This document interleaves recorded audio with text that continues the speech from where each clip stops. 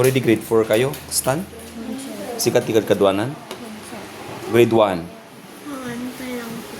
Di grade 1 ka na, mayat pa lang. Makakita ka pa lang na siya at Sabihin ka na grade 10. grade 3. Di grade 3 sunan. Sikat tigad kadwanan di grade 3? Sir. Sino nga ron? Kaya ko yung Ay, kayang pa lang. Di grade 4 sunan.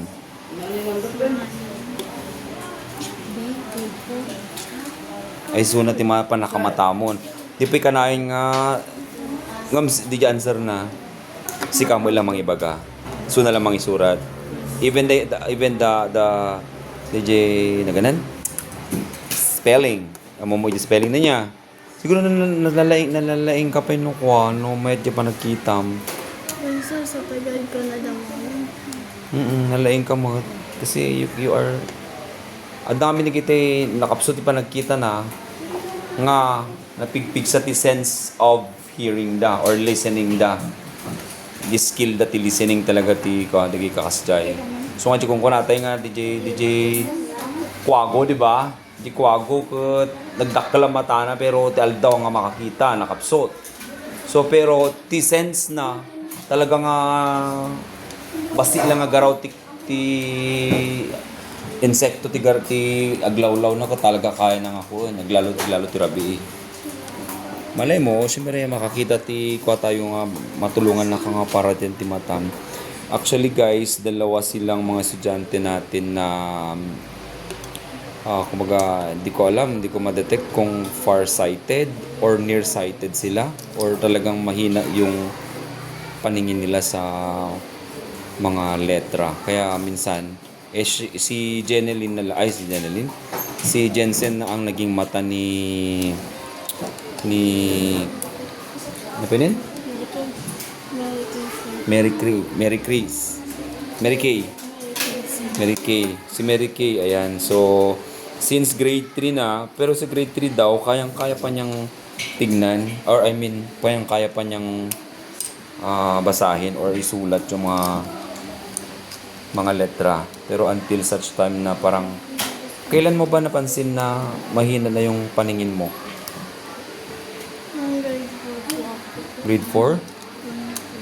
Grade 4. Wow, naman. So guys, ito yung bata na si Mary Kay ay parang kailangan talaga niyang may pakita sa specialista sa mata.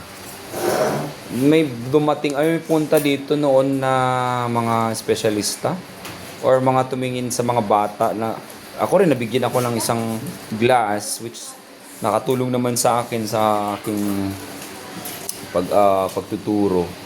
Pero tinanggal ko na, hindi ko na isuot kasi medyo lumakas yata, parang humina yung tumaas yung grado ng mata ko. So humina na yung glasses or yung glasses ko. So kailangan ko na naman ng bago. Ano ya? Ano rito eh? Nagkakaganito to. Kailangan ko na naman ng bago guys. Sorry sa nangyari. Okay, so Mary Kay, kaya't mo ka di nga masimpati panagkita mo pero napadasan nyo ba ti ko? Napandi specialista wano napadasan yung tinapanagpadpa doktor? Hampay. Yun lang, yung nasa civic lang dati, di ba? Nya diyan malagip mo diyan ikan nakatiglas wano awan. Ore agas, wano ointment. Sula ang dayay. Pero talaga kita mabaling niya sadig. Mabaling nga kumita ka dito eh. Ang kamot nga mairap. Pero mo makontrol di mata na. Kamo makontrol.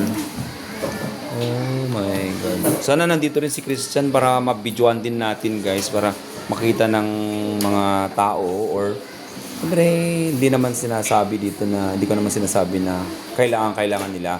At least man lang makatulong na merong magbibigay ng informasyon or espesyalista na parang tumingin doon sa defect ng mata ni Mary Kay.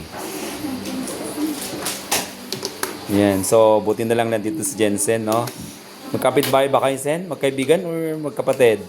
Ay, magkapatid? Magkapit-bahay or magpinsan or may relationship kayo? Ay, ganda yun. Pero mabait naman si Jensen, kaya yan siya yung taga-sulat niya. Secretary, kumbaga. Paano na yan? Di, share na lang kayo ng grades. Share na lang kayo ng grades na. Pwede ba yon? Sir. Pwede raw. Okay, so ayan guys. So nakita niyo naman, may isang bata na kailangan talagang may pakita natin sa espesyalista kasi na-detect ko lang o napansin ko lang siya, nagtuturo ako dito sa klase and madamati discussion ko. Then I told her to write her name in a piece of paper. Kailangan natin magsulat ng pangalan natin. Sabi niya, napansin ko na ibinigay niya yung ballpen dun sa kasama. So, bakit? Sabi ko. Yun pala, mahina yung paningin niya. Apay, Mary Kay, datin ba nga kasta? Ay, datin ba? Parang napansin ko si daddy, ay papa mo kasi pa niya. Siguro nasa jeans? Ano ang kwento? Anong sinasabi ni mama at papa mo? Kasi ganun mo, tipo, Ponyo?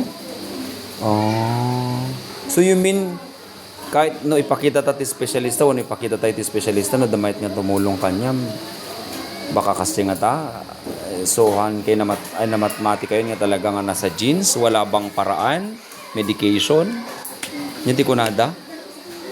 Hindi na padasan. Da papa mo na padasan dati na pa nagpapa-hospital. Hamad.